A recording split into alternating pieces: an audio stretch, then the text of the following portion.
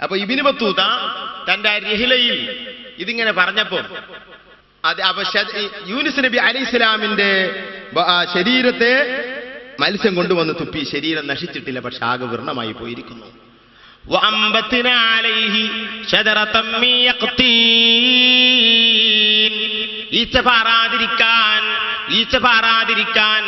ഈച്ച പാറാത്ത ഒരു ചെടിയാണ്, ഈച്ച ഇരിക്കാത്തൊരു ചെടിയാണ്, കൂടുതൽ ഇരിക്കാത്ത ഒരു ചെടിയാണ്, ഈച്ച ഓടിപ്പോകുന്ന ചെടിയാണ് യഖ്തീൻ, ചെരങ്ങ എന്ന് പറയുന്ന ചെടി. ആ ചെരങ്ങ ചെടിയെ മഹാനായ യൂനുസ് നബി അലൈഹി ഇസ്ലാമിന്റെ ശരീരത്തിന്റെ അത്രയും വലുപ്പത്തിൽ ചെരങ്ങവള്ളികളെ നൊടിയിട കൊണ്ട് നാം പടച്ചു അല്ലാഹ് പറയുന്നു. അപ്പൊ അവിടെ ഷജറത്തൻ എന്നാ പറഞ്ഞത്. ഷജർ എന്ന് പറഞ്ഞാൽ തണ്ടുചെടിയാണെങ്കിൽ ചെരങ്ങ തണ്ടുചെടിയല്ലല്ലോ എന്ന് പറഞ്ഞിട്ട് ചർച്ച ചെയ്യുന്ന പണ്ഡിതന്മാരുണ്ട്. അതിരിക്കട്ടെ, ഏതായിരുന്നാലും ഇബ്നു ബത്തൂത പറയുന്ന ഒരു നല്ലൊരു മരമാണ് ഏത് കുരുമുളകിന്റെ മരം എന്ന്. അത് അദ്ദേഹത്തിന് അബദ്ധമായേക്കാം, അല്ലാഹു അഅലം.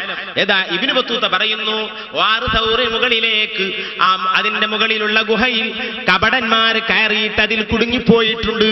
അവിടെ അവരെ വലിച്ചെടുക്കാറുണ്ട്. മുനാഫിഖിന് അതിന്റെ ഉള്ളിൽ കയറാൻ സാധ്യമല്ല, കാഫിറിന് അതിന്റെ ഉള്ളിൽ കയറാൻ സാധ്യമല്ല. ആ ഗുഹ എന്ന് പറയുന്നത് സംസാരിച്ചല്ലോ റസൂലുള്ളാഹിനെ കണ്ടപ്പോൾ, യാ മുഹമ്മദ് ഈതിലൈ, മുഹമ്മദേ സ്വല്ലല്ലാഹു അലൈഹി വസല്ലം വരുക, ഫഇന്നി അവൈതു 70 നബിയാ, ഞാൻ 70 നബിമാർക്ക് അഭയം കൊടുത്ത ഗുഹയാണ്. എത്രയോ നബിമാർ ശത്രുക്കളിൽ നിന്ന് ഓടി രക്ഷപ്പെട്ട് എന്നിൽ അഭയം നൽകിയവളാണ്, എന്നിലേക്ക് വരൂ എന്ന് സംസാരിച്ച ഗുഹയാണ്. പ്രവാചകന്മാരുടെ പാദസ്പർശനമേറ്റ് അവർക്ക് അഭയം നൽകിയ ആ ഗുഹയിൽ കാഫിറിന് പ്രവേശനമില്ല, അതിലേക്ക് കാഫിർ നോക്കിയാൽ കാണുകയില്ല. അതുകൊണ്ടാണ് മക്കാ മുശ്രിക്കുകൾ റസൂലുള്ളാഹിനെ കാണാതെ പോയത്. അല്ലാഹുവിന്റെ റസൂൽ അതിന്റെ ഉള്ളിലുണ്ടായവർ കണ്ടില്ല. അതൊരു വളരെ ബറക്കത്തുള്ള ഗുഹയാണ്.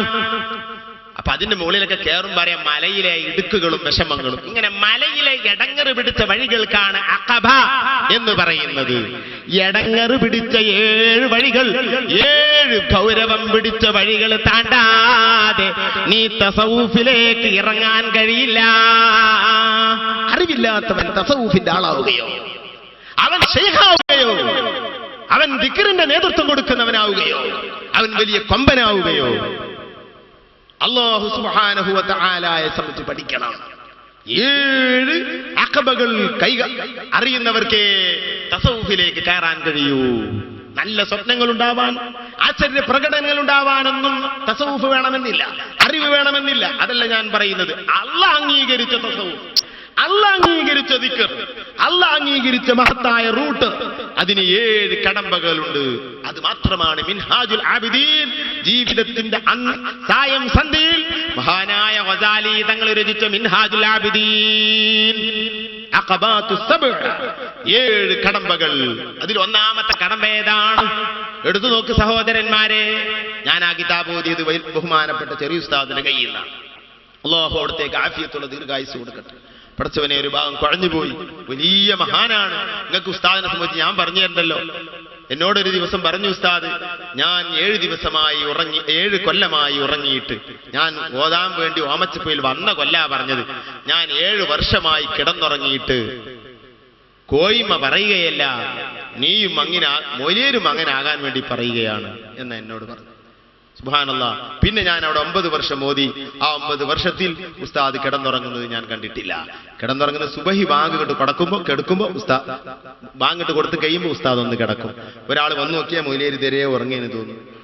ഉടനെ തന്നെ 5 മിനിറ്റ് കൊണ്ട് എഴുന്നേൽക്കുകയും ചെയ്യും. ഇതല്ലാതെ അത് ഉറങ്ങുകയല്ല.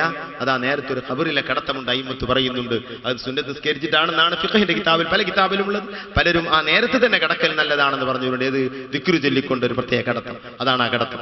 അത് ഓയൽ മുണ്ടുകൊണ്ട് ഇങ്ങനെ പുതച്ചൊന്ന് കിടക്കും. ഉസ്താദ് ഇന്ന് കൊഴിഞ്ഞുപോയി. സഹോദരന്മാരെ, അവർക്കൊന്നും നഷ്ടമില്ല. അവർക്ക് വാരിക്കോരി കൂട്ടിപ്പോയി. അവർ കുറെ ഇബാദത്തെടുത്തു. പക്ഷെ അവരൊക്കെ നഷ്ടപ്പെടുന്നത് നമുക്ക് നഷ്ടമാണ്. അവർക്ക് രോഗം വന്നാൽ അത് അവർക്ക് ഷഹാദത്തിന്റെയും മർത്തബയുടെയും കാരണങ്ങളാണ്. ഹാനാ അയ്യൂബ് നബി അല്ലാഹു തആല പരീക്ഷിച്ചു. വലിയ വലിയ നബിയാക്കളെയും ഔലിയാക്കളെയും പരീക്ഷിച്ചു. അവർക്കൊക്കെ വലിയ സ്ഥാനമേറി. പക്ഷെ നമുക്ക് നഷ്ടമാണ് അവരുടെ നമ്മളിൽ നഷ്ടപ്പെട്ടു പോലെ. അല്ലാഹു ഉസ്താദിന് ആഫിയത്തുള്ള ദീർഘായുസ് നൽകുമാറാകട്ടെ. മുമ്പത്തെ പോലെ സംസാരിക്കാനും ദിർസ് നടത്താനും ഇബാദത്തെടുക്കാനും അല്ലാഹു തആല എല്ലാ ആഫിയത്തും നൽകുമാറാകട്ടെ. ആ കിതാബ് ഉസ്താദിന്റെ കയ്യിൽ നിന്ന് ഞാൻ ഓതിയത്, ഞങ്ങളത് ഓതിക്കൊടുത്തിട്ടുമുണ്ട്. 7 അഖബകൾ മുതഅല്ലിമീങ്ങളെ നിർബന്ധമായും അത് പഠിക്കണം, അത് ഉൾക്കൊള്ളണം. അതിന്റെ ആദ്യത്തെ അഖബ അഖബത്തുൽ ഇൽം, മതപരമായ 3 അറിവുകൾ കരസ്ഥമാക്കാതെ ഒരിക്കലും തസൗഫിലേക്ക് കാലെടുത്ത് വെക്കരുതേ, അപകടമാണ്. ഇതാണ് മഹാനവകൾ പറഞ്ഞത്. അറിവാണ് ആദ്യത്തെ കടമ്പ. ആ കടമ്പ തീരുന്ന മുമ്പ് ഒരിക്കലും യാത്ര തുടങ്ങാൻ പറ്റില്ല.